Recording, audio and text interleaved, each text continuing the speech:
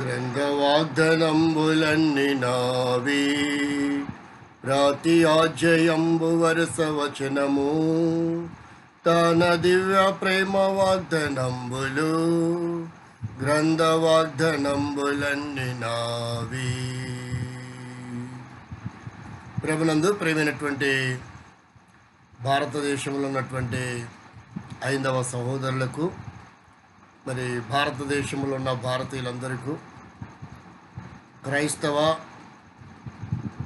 ఇస్లామీ వివిధ రకముల మరి దైవత్వమును విశ్వసిస్తున్నటువంటి విశ్వాసనీయుతులందరికీ యేసుక్రీస్తు వారి నామములో నా శుభవందనములు తెలియజేస్తూ ఉంటున్నాను.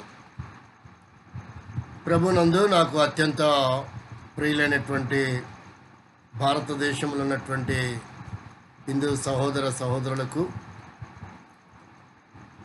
మరి ఇస్లామీ సహోదరులకు, క్రైస్తవులకు, అలాగే భారతదేశంలో ప్రపంచ దేశంలో ఉన్నటువంటి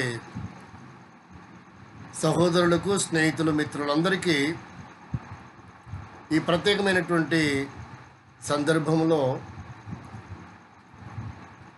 మీ అందరికీ శుభములు తెలియజేస్తూ సోషల్ మీడియా ద్వారా మీ ముందుకు రావడానికి ఒక ప్రత్యేకమైనటువంటి కారణము ఉంది. అదేంటంటే, మరి ఇటీవల కాలంలో భారతీయుడే గనుక వారిని కూడా నేను సహోదరులుగానే, భౌతికంగా భారతీయులు కనుక సహోదరులుగానే వారిని సంబోధిస్తుంటున్నాను. ఆధ్యాత్మిక విషయంలో భారతదేశము భక్తి నిష్ఠాగరిష్ఠులు కలిగిన దేశము, ప్రపంచాలకే ఆధ్యాత్మిక విషయంలో ప్రత్యేకత కలిగినటువంటి దేశము, సాంప్రదాయము, సంస్కృతి కలిగిన దేశము మన భారతదేశం. ఈ భారతదేశంలో మనందరముగా విభిన్న కులములు, మతములు, విభిన్న నామములను ఆరాధిస్తున్నప్పటికీ మనందరము భారత కుటుంబానికి చెందిన వారమే, మనందరము భారతీయులమే. ఇలాంటి పరిస్థితుల్లో మరి వివక్షలు కలిగి ఉండడము భారతీయులుగా మనకంత సబబు కాదు. ఆధ్యాత్మికమైనటువంటి విషయంలో ఎవరి మనోభిష్టాన్ని బట్టి వారి పద్ధతిలో, వారి విధి విధానంలో దైవాన్వేషణ కలిగిన వారు ఉన్నారు. దైవమును సేవించి, ఆరాధించి, పూజించాలనుకున్నటువంటి తృష్ణ కలిగిన వారు ఎందరో లేకపోలేదు. మనందరికీ ఇది విదితమే. అయితే ఇటీవల కాలంలో ఆధ్యాత్మిక విషయంలో కొంత మత ఛాందస్తపు వాదులము కలిగినటువంటి సహోదరులు విరివిగా సోషల్ మీడియాలో మనకు కనబడుతూనే. ఎవరి గ్రంథాన్ని ప్రామాణికము వారు విశ్వసించి, వారు విశ్వసిస్తున్న ప్రామాణికమైన గ్రంథాలను వారి విశ్వాసనీయతలుగా ఉన్నటువంటి ఈ సభ్య సమాజానికి మరి విశదపరిస్తే చాలా బాగుండేదేమో. అలా కాకుండా మరి ఇతర గ్రంథాల మీద బురద చల్లడము, ఇతర గ్రంథాలలో ఉన్నటువంటి ఆత్మ సంబంధమైన విషయాలని భౌతికంగా చూడడము, భౌతికంగా చదవటము, అలాగన మిటిమిటి జ్ఞానముతో కుహనా మేధావి స్వభావం గలవారై వ్యతిరేకత కలిగినటువంటి పుస్తకాలు రచించడము, ఇలాగన ప్రజలలో ఆధ్యాత్మికమైనటువంటి విషయం కలిగిన వారికి, చింత కలిగిన వారికి ఒక తప్పుడు సంకేతాలు అందిస్తూ వారిని దైవ చింతనలో నుండి తప్పు మార్గంలోనికి నడిపించినటువంటి శక్తులుగా కొంతమంది భారత సహోదరుల, భారతీయుల హృదయంలోనికి చొరబడి వారి ఆధ్యాత్మిక జీవితాలను నాశనం చేస్తున్నటువంటి వారు మనకు కనబడుతూనే ఉన్నారు. ఇటీవల కాలంలో మనందరికీ విదితమే కరుణాకర్ సుగుణ అనే వ్యక్తి, అతని విధి విధానం ఏంటి, ఆయన గారి విశ్వసనీయత ఏంటి, ఆయన ప్రామాణికమైన గ్రంథం ఏమిటి, ఆయన యొక్క భక్తి విధానం ఏంటి, దానిని ఆయన ఉపాసనం చేస్తూ పారాయణం చేస్తూ ఆయన ఎవరినైతే సేవిస్తూ పూజిస్తూ ఆరాధిస్తూ ఉన్నాడో, కట్టుబడి ఉన్నాడో, ఫలానా దైవత్వము, ఫలానా ప్రామాణికమైన గ్రంథాము అని ఆయనను వెంబడిస్తున్నటువంటి వారికి లేక శివశక్తి సభ్యులందరికీ ఆయన విశ్వసిస్తున్నటువంటి విశ్వసనీయతమైనటువంటి విధానం, ఆయన ప్రామాణికంగా ఎంచుకున్నటువంటి గ్రంథాన్ని ప్రకటించుకుంటే చాలా బాగుండేది. కానీ అది చేయకుండా వేరొకటువంటి విశ్వసనీయతలోనికి చొరబడి వేరొక ప్రామాణికమైనటువంటి గ్రంథంలో ప్రవేశించి తప్పుడు పుస్తకాలు రాస్తూ తప్పుడు సంకేతాలు భారతీయుల ప్రజల మధ్యలోనికి చొరబడి అనేకుల ఆధ్యాత్మికమైన జీవితాలను కలవరపరుస్తూ క్రైస్తవ సహోదరులను మనోభావాన్ని దెబ్బతీస్తూ హిందూ సహోదరులుగా పిలువబడుతున్నటువంటి వారందరి హృదయాలలో ఒక భయానకమైనటువంటి వాతావరణాన్ని కలిగిస్తూ భారతదేశంలో ఒక భయంకరమైనటువంటి వ్యక్తిగా ఆయన పరిగణించబడుతూ ఉన్నాడు కరుణాకర్ సుగుణ. ఆయన పేరులో బాగుండొచ్చేమో కానీ ఆయన గుణలక్షణాలు చూసినప్పుడు ఎన్నో దుర్గుణాలు కనబడుతున్నట్టుగా మనందరికీ విదితమే. ఎంతో భవిష్యత్తు ఉంది, ఎంతోమందికి ఈ సభ్య సమాజాన్ని సన్మార్గంలోనికి నడిపించవలసిన ఆధ్యాత్మిక చింత ఉంటే మంచిదే. అది చేయకుండా వేరొక గ్రంథాలలోనికి ప్రవేశిస్తూ వేరొక గ్రంథాల విశ్వసనీయతలను తప్పుగా చిత్రీకరిస్తూ పెడార్థాలని కల్పిస్తూ హిందూ సహోదరులని, ఇస్లామీ సహోదరులని, క్రైస్తవ సహోదరులని ఎంతగానో వారి మనోభావాలు దెబ్బతీస్తూ సొమ్ముని మా భారతదేశపు హిందూ సహోదరుల దగ్గర నుంచి లక్షలు కోట్ల రూపాయలను సొమ్ము చేసుకుంటున్నటువంటి కరుణాకర్ సుగుణ విషయంలో భారతదేశంలో ఉన్న నా సహోదరుల, హిందూ సహోదరులారా, ఇస్లామీ సహోదరులారా, క్రైస్తవ సహోదరులారా, ఆ కరుణాకర్ సుగుణ యొక్క కోణమేధావి స్వభావాన్ని మనందరము ఎదుర్కొని ప్రేమపూర్వకముగా కరుణాకర్ సుగుణతో మనం మాట్లాడాలి. ఇష్టానుసారంగా ఆయన నోటికొచ్చింది ఉచ్చరిస్తూ అనేకుల మనోభావాలను దెబ్బతీస్తున్నప్పుడు అలాంటి వ్యక్తులతో మనము గనుక కలిసి ఉన్నట్లయితే కరుణాకర్ సుగుణ యొక్క స్వభావానికి ఏకీభవించినట్లయితే ఒకరోజు నీవు కూడా హిందూ సహోదరుడా నష్టపోతావు, పాలు పంపులు పొందుతావు. కరుణాకర్ సుగుణ చేస్తున్నటువంటి దుష్ట కార్యములలో ఆధ్యాత్మికమైనటువంటి దుష్ట కార్యాలు తలపెడుతున్నాడు. కరుణాకర్ సుగుణ మంచివాడు ఉండొచ్చు, వ్యక్తిగతంగా, వ్యక్తిత్వంగా, స్వాభావికంగా సమాజానికి మంచి వ్యక్తిగా కనపడవచ్చు. కానీ ఆయన స్వభావము సద్గుణమా సద్గుణమా అనేది దుర్గుణమా అనేది కూడా మనం పరిశీలించవలసిన వారమై ఉంటున్నాం. అదందరూ మన బాధ్యత. ఒక వ్యక్తి తప్పు చేస్తున్నప్పుడు అతనితో మనం ఏకీభవించకూడదు. మనిషితో ఏకీభవించవచ్చు కానీ స్వభావంతో మనం ఏకీభవించకూడదు. దానివల్ల మనకు ప్రమాదం సంభవించబోతుంది ఒక రోజుకి. కాబట్టి హైందవ సహోదరులు ఈ విషయాన్ని సద్భావంతో, సదుద్దేశంతో గ్రహించాలని ఒక భారతీయుడిగా, ఒక సహోదరుడిగా, ఒక సేవకుడిగా ఈ మాటలను మీ గమనంలోనికి తీసుకొని వస్తుంటున్నాను. ఈ మధ్య కాలంలో నేనే దేవుణ్ణి అనే సినిమా మూవీని తను చిత్రీకరిస్తున్నట్టు సోషల్ మీడియాలో చిన్న చిన్న భాగాలను విడి భాగాలను హైలైట్ చేస్తున్నట్టు అనేకులు చూస్తున్నారు. అయితే సత్యాన్ని ఎంతవరకు సత్యం అనేది మనము ఎవరిని గురించి మాట్లాడుతున్నాడో, ఆ మూవీ తీస్తున్నాడో ఆ నామం ఏంటి, ఆ నామం యొక్క గొప్పతనం ఏంటి, వారి యొక్క ప్రామాణికమైన గ్రంథం ఏంటి, లేఖనాలను మానవ స్వభావంతో చూస్తే మీకు అర్థం కాదు. కరుణాకర్ సుగుణ భారతీయుడివే గనక ప్రేమపూర్వకంగా ఈ మాటలు నీకు చెబుతున్నాను.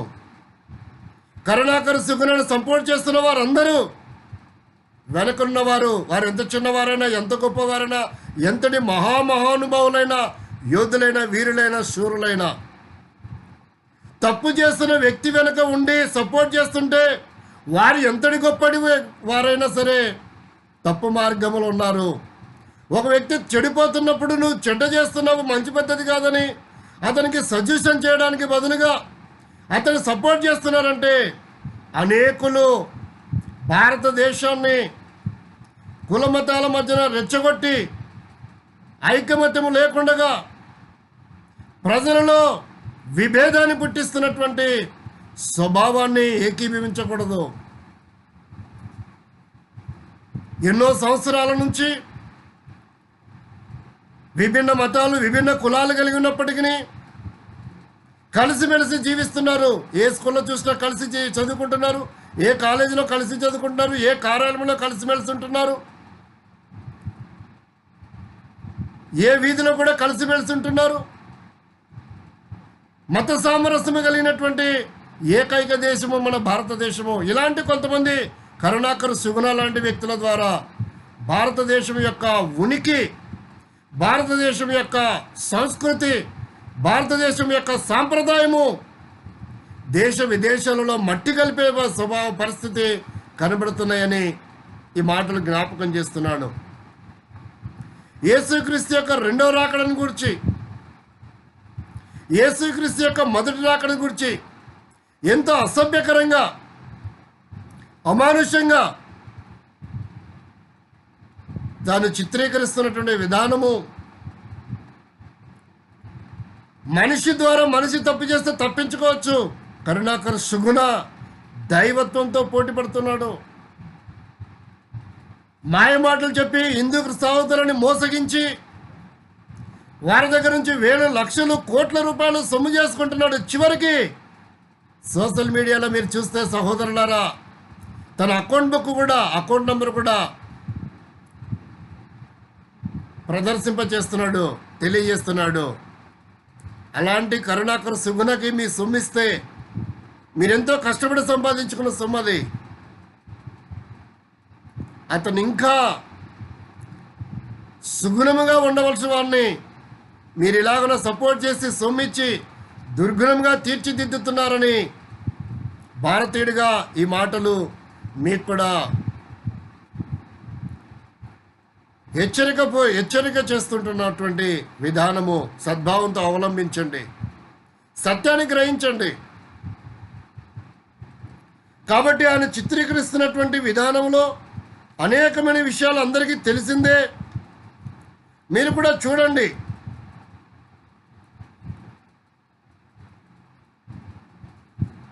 తన మాటలు ఏ విధంగా ఉన్నాయో ఒకసారి మీరు చూడండి.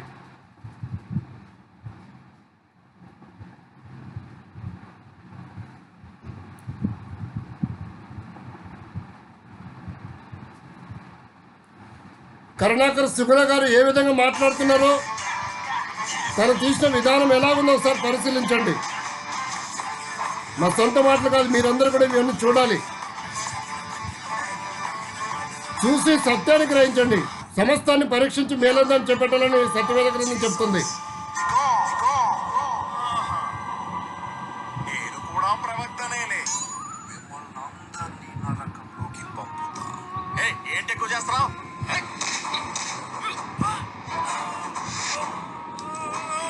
దెబ్బ పడితే తుడిపేసుకోవడానికి, మొహం మీద ఉమ్ము పడితే తుడిచేసుకొని పోవడానికి ఇది మొదటి రాకడ కాదురా, రెండవ రాకడ.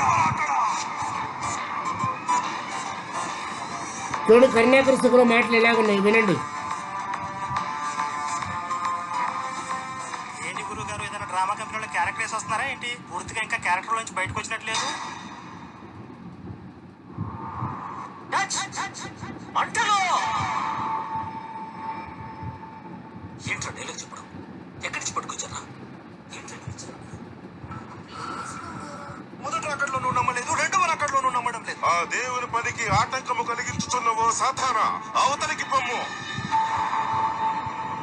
వీరిని నా తిరగబడుగా ప్రేరేపించినది ఎవరు? వినండి ఎలాగుందో.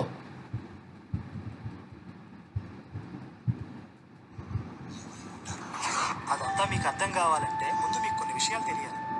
ఇంకేంటి ఆలోచిస్తున్నారు? కాస్త నమ్మండి గురువు గారు. ఎంతసేపు నేనే దేవుణ్ణి నన్ను నమ్మండి అని మాకు చెప్పడం కాదు, కాస్త మమ్మల్ని కూడా నమ్మండి.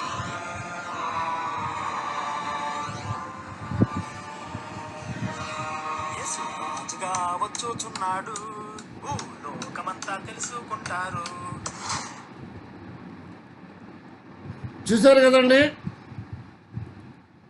ఎంతగా అవహేళన చేస్తూ మొదటి రాకడ ఏంటి, రెండవ రాకడ అందరినీ నరకంలో పంపవేయడానికే యేసుక్రీస్తు వస్తున్నాడని, ఇంకా నువ్వు క్యారెక్టర్లో నుంచి బయటికి రాలేదా అని, ఎప్పుడు నువ్వే దేవుని అని చెప్పుకోవడం కాదు, నమ్మండి అని చెప్పడం కాదు, కాస్త మమ్మల్ని కూడా నమ్మండి అంటే ఈ కరుణాకర్ సుగుణ కూడా దేవుడా? ఆలోచించండి. చాలా విషయాలు ఉన్నాయి, ఇప్పుడు అన్ని విషయాలు చెప్పను. చాలామంది ఫోన్లు చేస్తూ వచ్చారు, ఇలా చేస్తున్నాడు బ్రదర్, మీరేం చెప్పలేరా, మీరేం మాట్లాడలేరా, మీరేం వీడియో చేయలేరా, మీకేం భారం లేదా అని అడుగుతూ వస్తున్నారు. నేను కూడా ప్రార్థన చేస్తూ వచ్చిన ప్రభు నాకు సమాధానం ఇచ్చినాడు, అందుకే సోషల్ మీడియాలో మీ ముందుకు వస్తుంటున్నాను. మాటలు విన్నారు కదా, వీడియో చూశారు కదా, ఆ వీడియో యొక్క విధానాన్ని మీతో పంచుకోవడానికి ముందు ఒక చిన్న ప్రార్థన చేసుకుందాం. ప్రేమల తండ్రి, ఈ మాటలు ప్రభా వీక్షిస్తున్న వారు, వక్తలు, విఘ్నులైన వారికి సత్యాన్ని గ్రహించినట్లు సహాయపడమని, నీ దాసు నిష్ప్రయోజకుని మరుగుపరిచి మీరు మాట్లాడి మహిమ పొందమని వందనములు చెల్లిస్తూ యేసుక్రీస్తు నామంలో స్తుతించి ప్రార్థిస్తుంటున్నాం తండ్రి, ఆమేన్.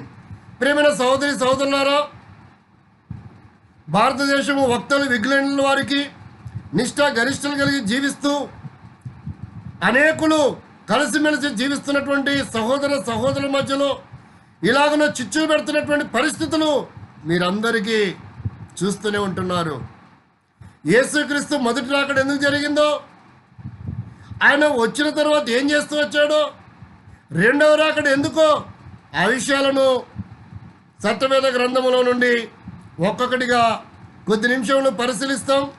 ఈ వీడియో ప్రారంభం నుంచి చివరి వరకు సదుద్దేశంతో, సద్భావంతో వీక్షించి విని సత్యాన్ని గమనించవలసిందిగా ప్రభు పేరట విన్నవించుచుండగా చిత్తగించుడి.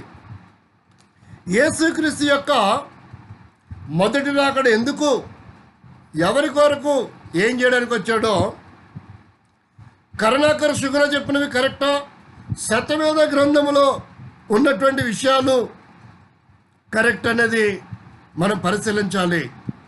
ఎవరో చెప్పింది అక్కడ కొన్ని ఇక్కడ కొన్ని మాటలు సేకరించి సొమ్ము చేసుకోవడానికి ఒక వ్యక్తి యొక్క ఇమేజ్ని డ్యామేజ్ చేసి సొమ్ము చేసుకొని జీవించడం అది గొప్ప జీవితం కాదండి. కాబట్టి ఎదుటి వ్యక్తిని సాక్ష్యము పాడు చేయడం ఒక గొప్ప లక్షణము కాదు, అది సుగుణము కాదండి, అది దుర్గుణం. చెడుపకరా చెడదు అనేటువంటి సామెత మనం వాడుతున్నాం, మన పితృ పూర్వీకుల నుంచి వాడుతున్నారు. అందులో ఉన్నటువంటి భావాన్ని పరిశీలించండి, ఉచ్చరించడం కాదు. మొదటి రాకడ గురించి కొన్ని మాటలు చూస్తే సత్యవేద గ్రంథంలో ప్రజలందరూ దైవ క్రమాన్ని తొలగిపోయి ఇష్టానుసారంగా జీవిస్తూ పాపిష్టి చేష్టలు, సన్మార్గం నుండి తొలగిపోయినటువంటి వైదొలిగిపోయిన వారిని మరలా సన్మార్గంలోనికి నడిపించి, వారిని సత్యస్థానంలో స్థిరపరిచి, వారికి మోక్షాన్ని ప్రసాదించాలన్నటువంటి ఉద్దేశంతోనే మొదటి రాకడ యేసుక్రీస్తు జీవితంలో జరిగింది. దాని కొరకై లేఖనాలను మనం చూస్తే లూకా సువార్త 10వ అధ్యాయంలో 19వ వచనములో ఇలా రాయబడిందండి. 10వ అధ్యాయము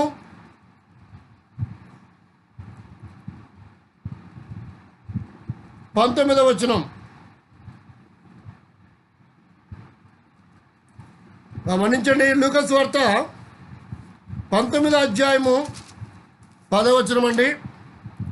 19వ అధ్యాయం 10వ వచనంలో నశించిన దానిని వెదకి రక్షించుటకు మనుష్య కుమారుడు వచ్చునని అతనితో చెప్పెను. సాక్షాత్తుగా యేసుక్రీస్తునాథుడు శరీరధారిగా ఉన్న దినములలో మాట్లాడుతున్నటువంటి సంభాషణ ఇది. సత్యవేద గ్రంథం బైబిల్ సెలవిస్తుంది, నశించిన దానిని వెదికి రక్షించుటకు మనుష్య కుమారుడు అనగా యేసుక్రీస్తు అని అర్థం. యేసుక్రీస్తు ప్రభువారు ఈ లోకానికి వచ్చాడు. మత్తయి సువార్తను చూస్తే 8వ అధ్యాయంలో 25వ వచనాన్ని కనుక మనం పరిశీలించగలిగితే 25వ వచనం, వారు ఆయన ఎదుకు వచ్చి ప్రభువా నశించుచున్నాము, మమ్మల్ని రక్షించమని చెప్పి ఆయనను లేపిరి. రక్షణ అనేది ఇక్కడ 3 విధాలుగా ఉందండి. కొంతమంది భౌతికమైన దాని కొరకు రక్షణను వాడుతున్నారు. రక్షణ అనేది ఆత్మ సంబంధమైనది. దేహాన్ని రక్షించడం కాదు, ప్రాణాన్ని రక్షించడం కాదు, ఆత్మని రక్షించడం. ప్రమాదములను వారిని కాపాడడం అంటారు. అది రక్షణతో సమానమైనది కాదు. అంత మాత్రమే కాదు, శరీరానికి సంభవిస్తున్నటువంటి సమస్య, అనారోగ్యం ఏదైతే ఉందో దాని నుండి మరి విడిపించేదాన్ని రక్షించడం అనకూడదండి, కాపాడడం అనొచ్చు. రక్షణ ఆత్మకు మాత్రమే. భౌతిక సంబంధమైన రక్షణగా వాడుతున్నారు, కానీ అది కాపాడండి, సహాయపడండి, చేయూత ఇవ్వండి అనే పర్యాయ పదాలు ఉపయోగపడతాయి. రక్షణ అనేది మొట్టమొదటిగా ఆత్మ సంబంధమైనది. కాబట్టి వీరు అంటున్నారు, నశించిపోచున్న మమ్మల్ని రక్షించండి అంటున్నారు. నశించిపోయేది ఎవరు అంటే మనుషులు కాదండి, ఆత్మ నశించి నరకానికి వెళ్ళేదిగా ఉంటుంది. కాబట్టి ఆత్మను రక్షించడానికి మనుష్య కుమారుడు వచ్చాడని ఈ లేఖనము జ్ఞాపకం చేస్తూ స్పష్టంగా మనకు తెలియజేస్తూ ఉంది. రెండవదిగా మనం చూస్తే సత్యవేద గ్రంథం తిమోతికి రాసిన మొదటి పత్రిక 1వ అధ్యాయము 15వ వచనమును కనుక మనం చూడగలిగితే, మొదటి పత్రిక 1వ అధ్యాయము 15వ వచనములో యేసుక్రీస్తు మొదటి రాకడ ఎందుకు జరిగిందో సత్యవేద గ్రంథం బహు క్షుణ్ణంగా విశదీకరిస్తూ ఉంది. పాపులను రక్షించుటకు క్రీస్తు యేసు లోకమునకు వచ్చెను. ఆపదలో ఉన్నవారిని కాదు, పాపము చేస్తూ పాపిష్టి చేష్టలు చేస్తూ దేవుడికి దూరస్తుల యుగయుగములు అగ్నిగుండానికి సమీపస్తున్నటువంటి, అగ్నిగుండానికి జారిపోతున్నటువంటి వ్యక్తులను ఆత్మ సంబంధమైనటువంటి జీవితంలో రక్షించడానికి యేసుక్రీస్తు లోకానికి వచ్చాడు. ఇది మొదటి రాకడను గురించి చూపిస్తూ ఉంది. యోహాను మొదటి పత్రికలో చూడగలిగితే సత్యవేద గ్రంథం బైబిల్ గ్రంథంలో యోహాను మొదటి పత్రిక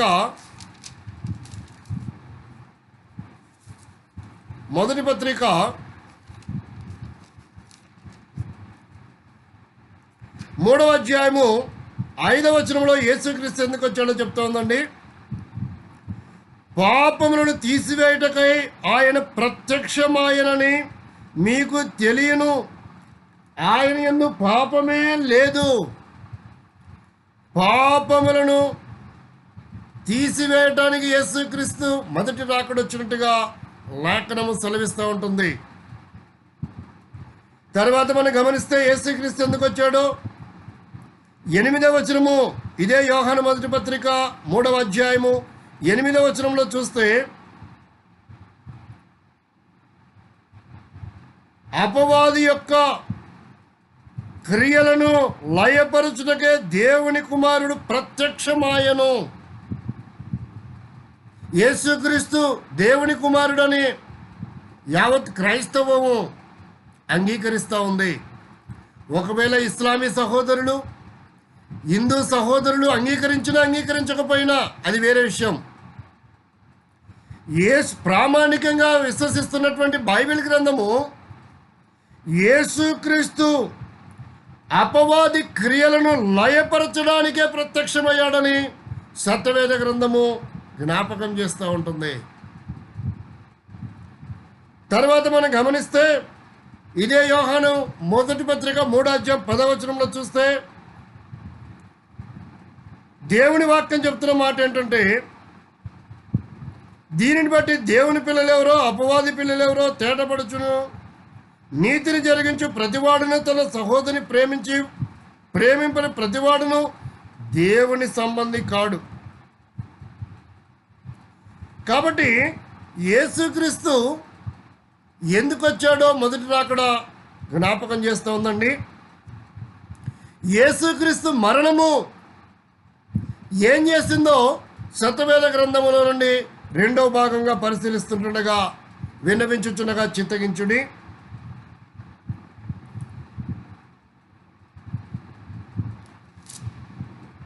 యేసుక్రీస్తు యొక్క మరణం దేని చూపిస్తుంది? యేసు ఎందుకు మరణించాల్సి వచ్చింది? ఎబ్రీ పత్రిక 2వ అధ్యాయము 14-15 వచనాలు చూస్తే, ఎబ్రీ పత్రిక 2వ అధ్యాయము 14-15 వచనాల్లో రాయబడినటువంటి సత్యవేద గ్రంథం బైబిల్లో ఉన్నటువంటి లేఖనాన్ని మనం పరిశీలిస్తే, కాబట్టి ఆ పిల్లల రక్త మాంసము గల వారైందున్న ఆ ప్రకారమే మరణం యొక్క బలము గల వారిని అనగా అపవాదిని మరణము ద్వారా నశింపచేయుటకును జీవితకాలమంతా మరణ భయము చేత దాస్యమునకు లోబడిన వారిని విడిపించుటకును ఆయన కూడా రక్త మాంసములలో పాలివాడాయను. జీవితకాలమంతా మరణ భయముతో కొట్టిమిట్టాడుతున్నటువంటి యావత్తు మానవాళి కొరకై ఆయన మరణము చెందడానికి మరణమును పొందినటువంటి అనుభవం ఇక్కడ చూపిస్తూ ఉంటుంది. కనుకనే కొంతమంది గ్రంథాలలో పరిశీలిస్తూ ఉంటున్నారు, ఉచ్చరిస్తూ ఉంటున్నారు.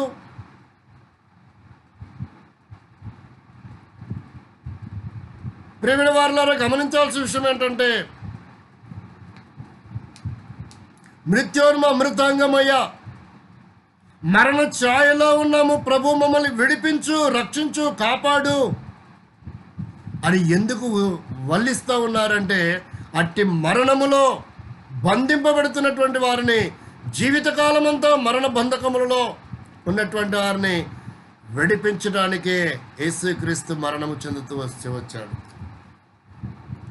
సత్యవేద గ్రంథం బైబిల్ సెలవిస్తూ ఉంది.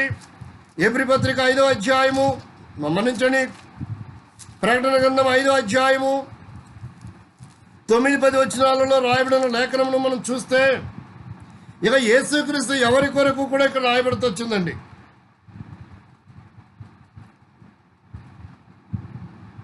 నీవు వధింపబడిన వాడవై నీ రక్తమిచ్చి ప్రతి వంశములోను ఆయా భాషలు మాట్లాడు వారిలోను ప్రతి జనములోను ప్రజలలోను ప్రతి జనములోను దేవుని కొరకై మనుషులను కొని, కాబట్టి ఒక జాతి ఒక ప్రాంతమును లేదండి, యావత్తు మానవాళి కొరకై, ప్రతి జాతి ప్రతి ప్రజల కొరకై, ప్రతి వంశము కొరకై యేసుక్రీస్తు అగ్నిగుండం తప్పించడానికి నుండి, నరకం నుండి తప్పించడానికి ఆయన మరణము చెందినాడని సత్యవేద గ్రంథము మరణించడానికి వచ్చాడు, విమోచించడానికి వచ్చాడు మరణ బంధంలో ఉన్న వారిని సత్యవేద గ్రంథము 2వ భాగముగా జ్ఞాపకం చేస్తూ ఉంది. అంత మాత్రమే కాదు, యేసుక్రీస్తు ప్రభు ఎందుకు వచ్చాడో మొదటి రాకడలో 1 కొరింథీ పత్రిక, సత్యవేద గ్రంథం 1 కొరింథీ పత్రిక 15వ అధ్యాయము 23వ వచనం చెప్తున్న లేఖన భాగం చూస్తే, ప్రతివాడును తన వరుసలలో బ్రతికింపబడును. ప్రథమ ఫలం క్రీస్తు. తర్వాత క్రీస్తు వచ్చినప్పుడు ఆయన వారు బ్రతికింపబడదురు. కాబట్టి రెండవదిగా యేసుక్రీస్తు వచ్చినటువంటి విధానం చూస్తే ఆయన వారు ఎవరో, ఆయన వారు కారెవరో. ఆయన వారు అనగా ఆయన యందు విశ్వాసం ఉంచిన వారు, ఆయన వారు అనగా ఆయన నమ్మిక ఉంచిన వారు, ఆయన వారు అనగా పాపిష్టి చేష్టలు దుర్గుణములను విడిచి సద్గుణములలోనికి, దుర్మార్గతను విడిచి సన్మార్గంలోనికి వచ్చిన వారందరూ కూడా ఆయన వారు అవుతున్నారు. కాబట్టి ఆ కారణం చేత బందిపడు దొంగలు, వ్యభిచారులు, నరహంతకులు, క్రూరులు, మోసగాళ్ళు అనేకులు కూడా వారి పాపిష్టి చేష్టలను, దుర్మార్గతలను విడిచి సన్మార్గంలోనికి వచ్చిన వారందరూ కూడా ఆయన వారవుతున్నారండి. ఆయన వారవ్వాలంటే మారు మనసు పొందాలి, జీవితం మార్చుకోవాలి, బాప్తీసం పొందాలి. విశ్వాసిగా క్రైస్తవుడిగా పుడితే క్రైస్తవులు కారండి. ఇస్లామీలో పుడితే ఇస్లాం అవ్వచ్చు, హిందూ సనాతన ధర్మంలో ఆచరిస్తున్న వారి కుటుంబంలో పుడితే వారు హిందువులు అవ్వచ్చు, కానీ క్రైస్తవుల కుటుంబంలో పుట్టినవాడు ఎవడు కూడా క్రైస్తవుడు కాడండి. గుర్తుపెట్టుకోవాలి మాట. పుట్టితే క్రైస్తవుడు కాదండి. జీవితం మార్చుకొని క్రీస్తుని అంగీకరించి క్రీస్తు కొరకు జీవించిన వాడే క్రైస్తవుడు అంటే. కాబట్టి ఎవరే ఆయన వారు అవుతారో వారిని ఆయన పునరుత్థానము చేయించడానికి, పునరుత్థానులుగా చేయడానికి, మరణించిన వారిని, మరణించకుండా ఒకవేళ సజీవంగా ఉంటే కూడా రెండవ రాకడ వారిని పునరుత్థానము చేయడానికి యేసుక్రీస్తు ప్రభు వస్తున్నట్టుగా ఈ వాక్యంలో సత్యవేద గ్రంథం బైబిల్ సెలవిస్తూ ఉంటుంది. తెస్సలోనిక పత్రిక మొదటి పత్రిక 4వ అధ్యాయము 15-16 వచనాలు కనుక మనం చదివితే సత్యవేద గ్రంథం బైబిల్లో 15-16 వచనాల్లో ఆయన ఎందుకు వస్తున్నాడో ఇక్కడ చెప్తా ఉంది. యేసు మృతి పొంది తిరిగి లేచినను మనము నమ్మినలా అదే ప్రకారము యేసునందు నిద్రించిన వారిని దేవుడు ఆయనతో కూడా వెంటబెట్టుకొని వచ్చును. మేము ప్రభు మాటను బట్టి మీతో చెప్పుదేమనగా ప్రభు రాకడ వరకు సజీవులమై నిలిచుండు మనము నిద్రించిన వారి కంటే ముందుగా ఆయన సన్నిధిని చేరము. కాబట్టి మృతులను పునరుత్థానము చేయడానికి యేసుక్రీస్తు రెండవ రాకడ అనుభవం ఇక్కడ చూపిస్తూ ఉంది. ఏదో ఆయన స్థాపించడానికి, పరిపాలించడానికి, 4 రాళ్ళు వెనుకేసుకోవడానికి, మోసం చేయడానికి, ఇతరుల ఇమేజ్ డ్యామేజ్ చేయడానికి రాలేదు. బుద్ధిహీనులుగా ఆలోచించకండి. విఘ్నులు వక్తలుగా ఆలోచన చేయండి. మీలో చాలామంది విఘ్నులు వక్తలు ఉన్నారు. వంచనకు లోబడకండి. కరుణాకర్ శుగుణ లాంటి సహోదరులు వంచే మాటలకు, వంచన పూరితమైనటువంటి రచించిన గ్రంథాల మాటల పుస్తకాలకు, ఆ మాటలకు మీరు అటువంటి వంచనకు లోబడకండి. పరిశీలించండి, సత్యాన్ని తెలుసుకోండి, మోసపోకండి. యేసుక్రీస్తు ఎందుకు వస్తున్నాడో రెండవ రాకడ ఇక్కడ చెప్తా ఉందండి. ప్రియులారా గమనించండి, యేసుక్రీస్తు రెండవ రాకడ ప్రకటన గ్రంథం 2వ అధ్యాయం 11వ వచనంలో ఏమని చెప్తుందంటే, రెండవ రాకడను గురించి ప్రకటన గ్రంథం 2వ అధ్యాయం 11వ వచనం ఏం చెప్తుందంటే, ఆత్మ చెప్పుచున్న మాటలు చెవిగలవాడు వినుగాక, జయించువాడు రెండవ మరణమును వలన ఏ హానియు చెందడు. రెండవ మరణానికి వెళ్తున్నటువంటి వారిని అగ్నిగుండం, యమగుండం, అందరూ పిలుస్తున్నారు దాన్ని యమగుండం అని.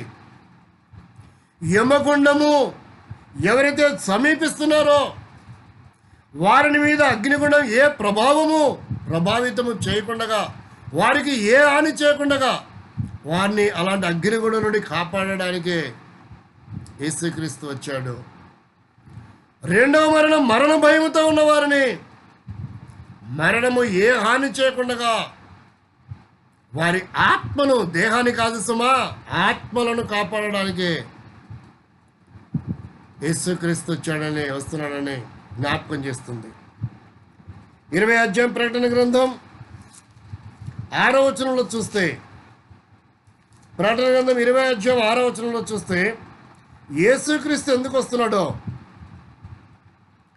ఈ మొదటి పునరుత్థానములో పాలు పంపులు పొందగల వారు ధనులు, వారు పరిశుద్ధులైందురు.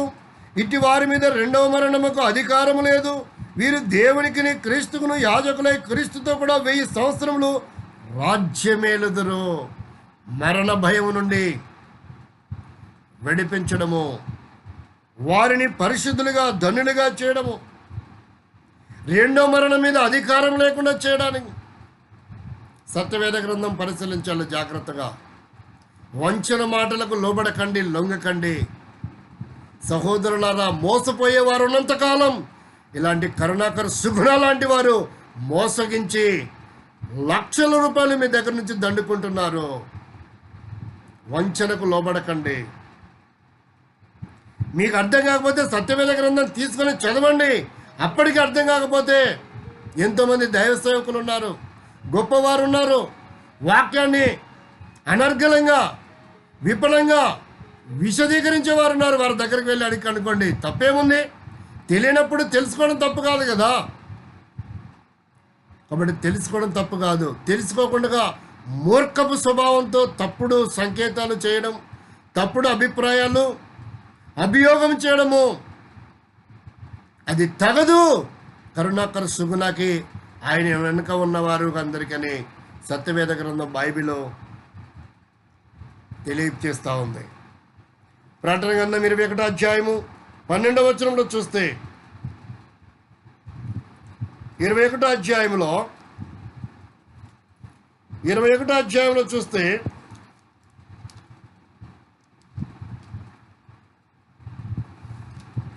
దేవుని వాక్యం ఇలా జ్ఞాపకం చేస్తూ ఉంది. 8వ వచనం అండి, 21 అధ్యాయము 8వ వచనం.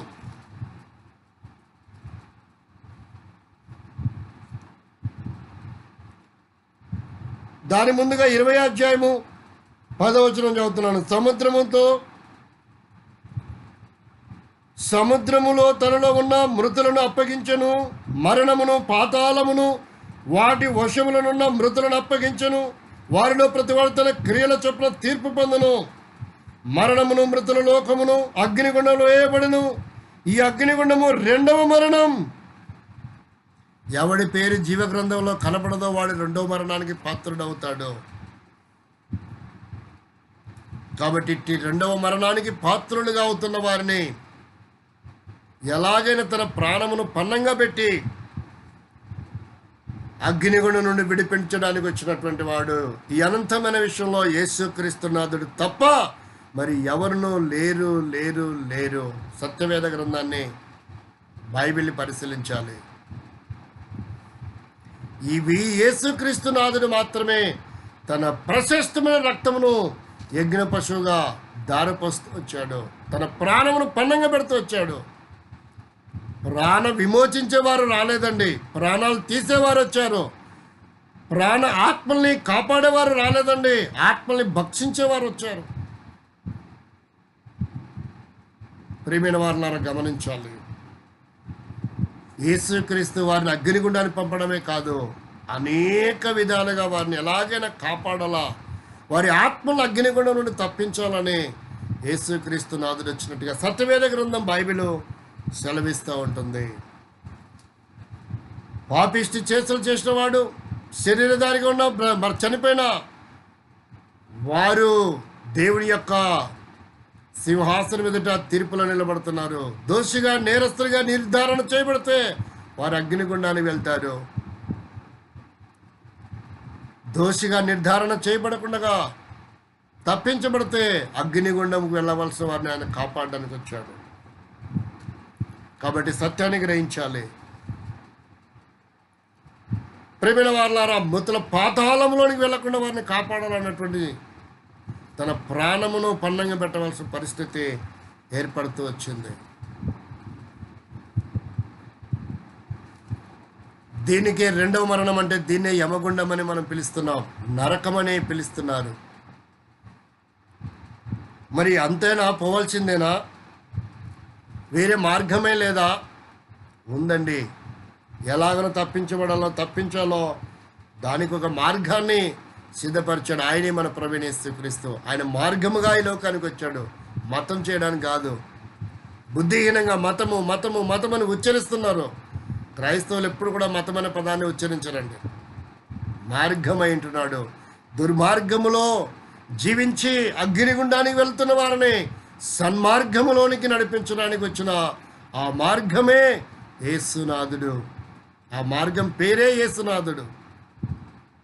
మార్గమై ఉన్నాడు. ఆయన అంటున్నాడు, నేనే మార్గమును సత్యమును జీవమును అని. ఆయన మార్గమై ఉన్నాడు. మీరు మూర్ఖపు లక్షణాలు కలిగి మతం అంటున్నారు తప్ప యేసునాథుడు మత స్థాపకుడు కాదు. క్రైస్తవులు మతాన్ని స్థాపించరు, మార్గంలోనికి నడిపిస్తారు. దుర్మార్గంలో ఉన్న వారిని సన్మార్గంలోనికి. భార్య పిల్లలు పాడైపోతూ త్రాగుడుతో, జూడంతో, వ్యభిచారంతో, మోసంతో, అక్రమంతో, అన్యాయంతో అనారోగ్యం తెచ్చుకొని అకాల మరణం చెంది అగ్నిగుండానికి వెళ్తున్న వారిని సన్మార్గములోనికి, పాపిష్టి చేష్టల నుంచి విడిపించి సన్మార్గములో నిత్య జీవానికి వారసులు చేయడానికి యేసునాథుడి మార్గముగా ఈ లోకానికి అవతరిస్తూ వచ్చాడు.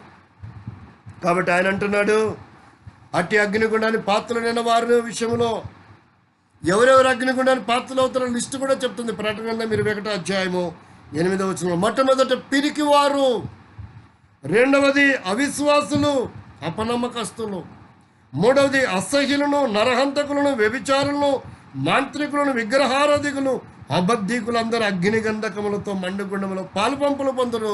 ఇది రెండవ మరణం. విగ్రహారాధకులు అంటే ఐందవ సనాతన ధర్మం సహోదరులు చేస్తున్న విగ్రహారాధన కాదండి. క్రైస్తవుల్లో కూడా నేటికి విగ్రహారాధికులు ఉన్నారు.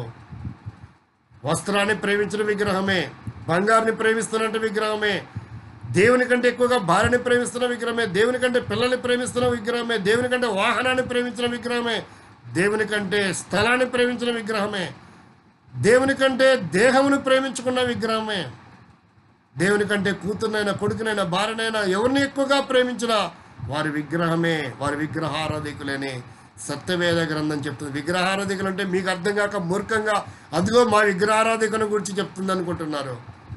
విగ్రహం అంటే దేవుని కంటే ఎక్కువగా దేని ప్రేమిస్తారో భౌతికంగా అది విగ్రహం అవుతుంది.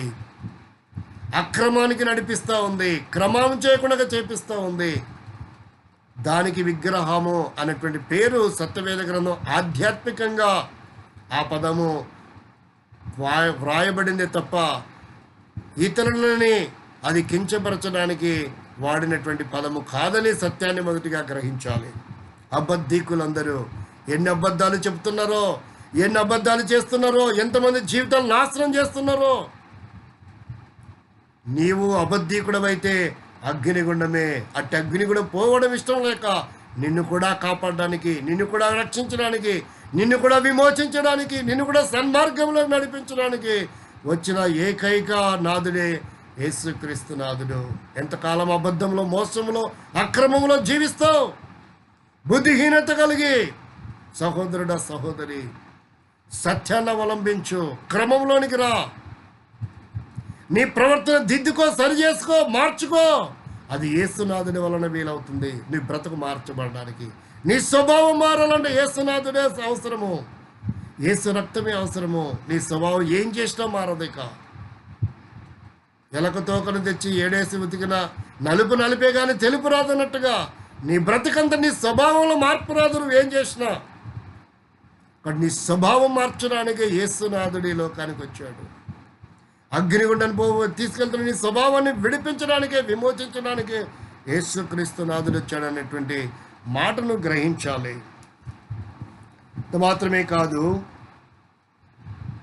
అలాంటి వారందరినీ విమోచించడానికి ప్రకటన గ్రంథం 1వ అధ్యాయము 6వ వచనము చెప్తున్న మాట. ఇలాంటి వారందరూ పరిస్థితి ఎలాగుంటుందంటే రెండో రాకడలో ఆయన ఏం చేయబోతున్నాడు, ఏం జరగబోతుంది వీరికి? యేసుని తప్పుడు ఆలోచనతో సంకేతాలు చేసి ఒక చెడు అభియోగము, నిరాధారమైనటువంటి అబండాలు వేస్తున్న వారందరి విషయంలో ఏం జరగబోతుందో రెండో రాకడలో చూడండి. 6వ వచనం. 6వ వచనం 7వ వచనం చెప్తుంది, ఇదిగో ఆయన మేఘారుడే వచ్చుచున్నాడు, ప్రతి నేత్రము ఆయనను చూచును, ఆయనను పొడిచిన వారు చూచెదరు, భూజనులందరూ ఆయన చూచి రొమ్ము కొట్టుకొందరు. గుండెలు బాదుకునే రోజు ఒక రోజు ఉంది. ఆరోగ్యంగా ఉన్నప్పుడే, అవయవాలు పనిచేస్తున్నప్పుడే, మంచం ఎక్కక మునిపే, మరణము నీకు రాక మునిపే సన్మార్గములోనికి రావడం నీకు ఎంతైనా మంచిది. ఎంతకాలం దుర్మార్గతలో జీవిస్తావు, ఎంతకాలం అక్రమం, అన్యాయం, మోసంలో జీవిస్తావు, ఎంతకాలం మోసగిస్తావు, ప్రజలని తప్పుడు దారిలో నడిపిస్తావు, తప్పుడు సంకేతాలు చేస్తావు. ఒకరోజు రాబోతుంది, గజ గజ వణుకబోతున్నావు నువ్వు. మహావేంద్రము పంచభూత లయము కాబోతున్నాయి, తప్పించుకోలేవు. నువ్వు బ్రతుకున్నా చనిపోయినా నీ ఆత్మ ఒకరోజు దేవుని చూస్తుంది, అప్పుడు తెలుస్తుంది. నీకు ఇప్పుడు అర్థం కాకపోవచ్చు, ఒకరోజు రాబోతుంది, అది వేదనకరమైన దినం. ఆ దినం నువ్వు తప్పించుకోవాలంటే తప్పించడానికి ఆయన వచ్చాడు.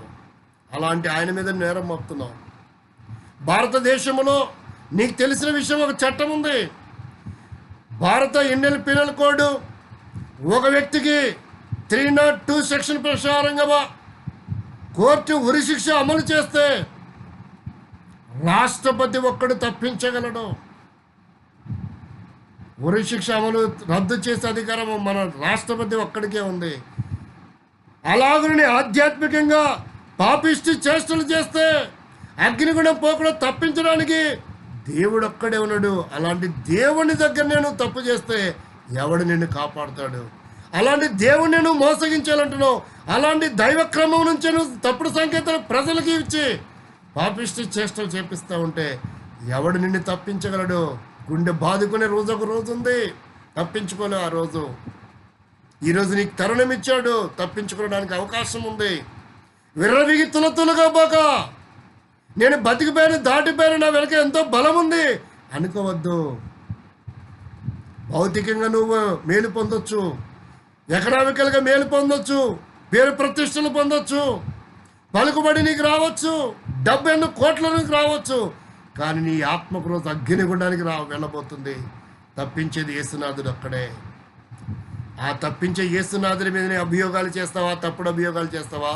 నిరాధారమైనటువంటి అభియోగాలు చేస్తున్నావు. సహోదరుడా జాగ్రత్త. నువ్వెవరైనా సరే, కరుణాకర్ సుగునైనా సరే, కరుణాకర్ సుగునాన్ని వెంబడిస్తున్నటువంటి శివశక్తి వారైనా సరే, ఇంకా వెనక ఉన్నట్టు ఎంత గొప్పటి వారు వ్యక్తులైనా వక్తలైనా సరే తప్పించుకోలేరు.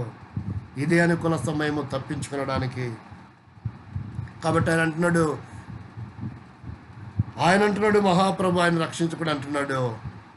యోహాను సువార్త 6:37 నా యుద్ధకు వచ్చేవాడు ఎంత ఘోర పాపి అయినా, ఎంత దుర్మార్గుడైనా, ఎంతటి పాపిష్టి చేష్టలు గలవాడైనా, ఎంత మోసకారైనా, ఎంత వ్యభిచారి, దొంగ, నరహంతుడు ఎవరైనా సరే నేను బయటికి త్రోసివేయను. మీ కొరకే నేను వచ్చాను, మిమ్మల్ని కాపాడుకోవడానికి వచ్చాను, మిమ్మల్ని రక్షించడానికి వచ్చాను, మిమ్మల్ని అగ్ని కూడా తప్పించడానికి వచ్చాను అని యేసుక్రీస్తునాథుడు ఆయన ప్రేమపూర్వకంగా ఆహ్వానిస్తున్నాడు. ఈ సందర్భంలో నువ్వు ఆయన భయపడడం ఎంతైనా మంచిది.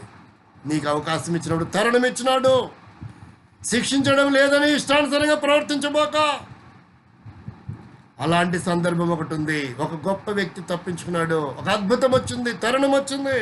లూకాసు వార్త 24:40-42 వచనాలు చూస్తే, రెండో వేలాడుతున్న రెండో దొంగ అంటాడు, నువ్వు కూడా అదే పాపంలో శిక్షలో ఉన్నావు కదా, దేవునికి భయపడవా? భయపడినాడు గనక ఈ మొదటి వ్యక్తి, రెండో వ్యక్తి అగ్నిగుండాన్ని యమగుండాన్ని తప్పించుకున్నాడు. యేసు నీ రాజ్యంతో వస్తున్నాను చేర్చుకుంటే నువ్వు నాతో కూడా పరదేశంలో ఉంటావని గొప్ప సదవకాశాన్ని కలిగించాడు. నీకు కూడా అలాంటి అవకాశం ఇవ్వాలనుకుంటాడు. ఈ క్షణం వరకు నువ్వు ఎలాగన్నా ఉండు, నీకు కూడా అగ్ని కూడా తప్పించాలని ఆయన ఇష్టపడుతున్నాడు. అందుకే నేను చెప్తున్నాను, రోమపత్రిక 6:23 ఏలైనగా ఏ భేదం లేదు, అందరూ పాపం చేసి దేవుడు అనుగ్రహించి మహిమను పొందలేకపోతున్నారు. అయితే మన ప్రభువైన యేసుక్రీస్తునందు నిత్య జీవము, ఏలైనగా పాపం వల్ల జీవితం మరణము, అయితే మన ప్రభువైన యేసుక్రీస్తునందు నిత్య జీవమని సత్యవేద గ్రంథం రోమపత్రిక 6:23 వచనంలో రాయబడింది. ఏలైనగా పాపం వల్ల జీవితం మరణం, ఇది రెండవ మరణం. అయితే దేవుని కృపావరము ప్రభువైన యేసుక్రీస్తునందు నిత్య జీవము. రెండవ రాకడలో ఆయన మోక్షాన్ని తీసుకొని వెళ్ళడానికి వస్తున్నాడు. ఆయనను అంగీకరించకుండా లోబడకుండా ఇష్టార్థులు పాపిష్టి చేష్టలు చేసి జీవించి చనిపోయిన బ్రతుకున్నా వారు ఖచ్చితంగా వారి పాపిష్టి చేష్టలను బట్టి మాత్రమే వారి అగ్నిగుండాన్ని వెళ్తున్నారు తప్ప యేసుక్రీస్తు వారి అగ్నిగుండాన్ని పంపడానికి ఏమాత్రం రావడం లేదు. కరుణాకర సుగుణ చూపించినవి అవి తప్పుడు అభియోగమని సత్యాన్ని గ్రహించాలని ఈ వీడియో వీక్షిస్తున్న వారందరికీ యేసుక్రీస్తు పేరట విన్నవించుచున్నగా ప్రేమపూర్వకంగా చిత్తగించుడి. మాత్రమే కాదు ఆయన అంటున్నాడు యేసు రక్తం ప్రతి పాపము నుండి. కాబట్టి రోమపత్రిక 8:1 ఇప్పుడు క్రీస్తు యేసునందున్న వారికి ఏ శిక్ష విధియు లేదు. ఆయన అగ్నిగుండాన్ని పంపడానికి కాదు వచ్చేది, క్రీస్తు యేసునందున్న వారికి ఏ శిక్ష విధియు లేదు. క్రీస్తు యేసునందు లేకుండా ఇష్టానుసారంగా జీవిస్తే వారి పాపిష్టి చేష్టలు బట్టే వారి అగ్నిగుండానికి వెళ్తున్నారు. ఒక అవకాశం ఇస్తారండి కళాశాలలో, అరే విద్యార్థి ఇలాగే నువ్వు ఇరెగ్యులర్గా కళాశాలకు వస్తే నీకు టీసీ ఇచ్చి పంపించాల్సి వస్తుంది అంటే దాని అర్థమైంది, నీకు గొప్ప అవకాశం ఉందిరా నీ ప్రవర్తన సరి చేసుకొని. అలాగే యేసుక్రీస్తు నరకాన్ని పంపడానికి కాదు రావాల్సి వచ్చేది, రెండవ రాకడలో ఆయన వారిని బ్రతికించుకోవడానికి, ఆయన వారిని సజీవంగా లేపడానికి, ఆయన వారిని మోక్షాన్ని తీసుకొని వెళ్ళడానికి, రెండో మరణం మీద అధికారం లేకుండా చేయడానికి, ఆయన నమ్మని వారికి ఇలా తప్పుడు అభియోగాలు చేస్తూ జీవిస్తూ మోసం చేస్తూ క్రైస్తవులని, ప్రజలని, భారతీయులని, సనాతన ధర్మంలో ఉన్న సహోదరులని మోసగిస్తున్న వారు తప్పించుకోలేరు. వారి పాపమే వారిని పట్టుకుంటుందని సంఖ్యాకాండంలో సెలవిస్తూ ఉంది. వారి పాపాలే వారిని అగ్నిగుండానికి ఈడ్చుకొని వెళ్తాయి. మనం కూడా లోకల సామెత వాడతాం, వాడి పాపం పండిందమ్మా, వాడి పొయ్యే కాలం దగ్గరకు వచ్చింది, ఎంతో కాలం లేదిక అని అంటారు. కంటే నీ పాపిష్టి చేష్టలో నేను అగ్నిగుండాన్ని తీసుకెళ్తే తప్ప యేసుక్రీస్తు నిన్ను అగ్నిగుండాన్ని తీసుకొని వెళ్ళడానికి రావడం లేదు. అగ్నిగుండాన్ని వెళ్ళే వారిని రక్షించడానికే ఆయన మొదటి రాకడైన, రెండవ రాకడ చనిపోయిన వారిని ఆయన ప్రథమ ప్రవృత్తాలను చేయడానికి, బ్రతికున్న వారిని కూడా ఆయన రాజ్యానికి చేర్చుకునటానికే వస్తున్నాడు తప్ప అగ్నిగుండాన్ని పంపడానికి కాదు. వారి పాపిష్టి చేష్టలు బట్టి వారి అగ్నిగుండానికి వెళ్తున్నారు. యేసుక్రీస్తు వారి అగ్నిగుండానికి పంపడానికి ఏమాత్రం ఇష్టపడలేదు. పోయేవారిని కూడా అంటున్నాడు ఆయన, నా ఎద్దకు వచ్చేవాడు ఎంత ఘోర పాపైనా నేను వాడిని బయటికి త్రోసివేయను. కరుణాకర సుగుణ అనేకులు ఈ సత్యాన్ని తెలుసుకోవాలనని ఈ మాటలు వినిస్తున్నాను. ఇప్పుడైనా సరే ఇదే గొప్ప అవకాశం, ఇదే రక్షణ దినం. నీ మనసు మార్చుకుంటే సూక్ష్మంలో మోక్షం రెప్పపాటులో నువ్వు ఎంత ఘోర పాపి అన్ని చేసినా సరే యేసుక్రీస్తుని ప్రేమిస్తున్నాడు. యేసు ప్రభా నేను తప్పు చేశాను, పొరపాటు చేశాను, నన్ను క్షమించు, ఈ దుర్మార్గం నుంచి అగ్నిగుండాన్ని తప్పించు అని చిన్న మాట మనస్ఫూర్తిగా నువ్వు కోరినట్లయితే ఇప్పుడే ఈ క్షణమే నీ దుర్మార్గం సన్మార్గం తీసుకొచ్చి ఆయన రక్తంలో నిన్ను విమోచించి అగ్నిగుండం తప్పించి నిత్య రాజ్యానికి నిన్ను వారసుడిగా చేయబోతున్నాడు. వీళ్ళు దాని కొరకే ఆయన చేతుల్లో కాళ్ళలో మేకలు కొట్టబడుతూ వచ్చాయి, డొక్కలో బలపట్టు, తక్కలు తలలో ముళ్ళ కిరీటము, నాగరచాల వల్ల కొరడాల దెబ్బలు కొట్టబడింది, చివరి రక్తం ధారపోసాడు. పాపిష్టి చేష్టలు చేసి అగ్నిగుండాన్ని వెళ్తూ యమగుండానికి నరకానికి వెళ్తున్న వారు విమోచించడానికి మాత్రమే యేసునాథుడు వచ్చాడు. కాబట్టి ఈ మాటలు నువ్వు నమ్మితే సూక్ష్మ మోక్షం నీ కొరకు ప్రార్థన చేస్తాం. ఈ వీడియో కరుణాకర సుగుణకు చేరే వరకు మీరు షేర్ చేస్తూనే రండి. ఒకవేళ కరుణాకర సుగుణని తప్పుడు అభియోగాలను మీరు అవలంబిస్తే దేవుని ఉగ్రతలో మీరు కూడా ఉన్నారు. మీకు పాపిష్చేసిన మీకు ఉగ్రత రాబోతుంది. తప్పించుకుని మోక్షానికి మీరు వారసులు అవ్వాలని యేసుక్రీస్తు నామములో ప్రేమపూర్వకంగా మీకు తెలియజేస్తున్నాం. మీ కొరకు ప్రార్థన చేస్తాం. ప్రేమలతోని వీడియో వీక్షించిన వారు విన్నవారిలో కార్యం చేయండి. ఈ క్షణమే వారు మనసు మార్చుకుని మీ రాజ్యాన్ని వారసులు అయ్యేటట్లు. అగ్నిగుండం పంపడానికి కాదు ప్రభావ, మీరు రెండో రాకడ వచ్చేది, మీరు వారిని అగ్నిగుండం తప్పించి మీ రాజ్యానికి వారసులు చేయటానికే మొదటి పునరుత్థానం కలిగించాలనే, రెండో మరణం మీద వారికి అధికారం లేకుండా చేయాలనే, యుగ యుగలు మీతో ఉంచుకోవాలని, మీరు రెండో రాకడ వస్తున్నారని, అట్టి ఉగ్రతలో ఉన్నవారందరినీ విమోచించడానికే మీరు అవకాశం ఇస్తున్నారని, అందుకే మీరు ఘోరమైన పాపని ప్రేమిస్తూ ఆహ్వానిస్తున్నారని మాటలు చెప్తూ వచ్చాం. విన్నవారిలో కార్యం చేయమని కృప చూపించండి. నిత్య అగ్నిని తప్పించుకొని నిత్య రాజ్యాన్ని వారసులయ్యేటట్టు మీరు ప్రసాదించమని వందనములు చెల్లిస్తూ మనం యేసుక్రీస్తు నామంలో ప్రార్థిస్తున్నాం తండ్రి. ఆమేన్. పర్వతన దేవుని ప్రేమ కుమారుడు యేసుక్రీస్తు వారి కృప పరిశుద్ధాత్మికమైన సహవాసం సన్నిధి కాపుదల భద్రత ఆయన యందు విశ్వాసం ఉంచిన వారికి, విశ్వాసం ఉంచి మరణించిన వారికి, సజీవంగా ఉన్న వారికి నిత్యరాజ్యము ప్రసాదించబడి అగ్నిము తప్పించబడి మొదటి పునరుత్థానమును పొంది అంత మాత్రమే కాదు, శరీరధారిగా ఉన్నవారు యందు విశ్వాసించిన వారు ఆయన ఆరోగ్యాలతో అష్టైశ్వర్యాలతో భోగభాగ్యములతో వర్ధిల్లుతూ నిత్యాగ్రహం తప్పించుకుని నిత్యరాజ్యాన్ని వారసులు సహాయపడు సదాకాలం తోడే కాపాడబడుదురుగాక. ఆమేన్. యేసుక్రీస్తు నామంలో మీ అందరికీ శుభవందనములు తెలియజేస్తుంటున్నాను అండి.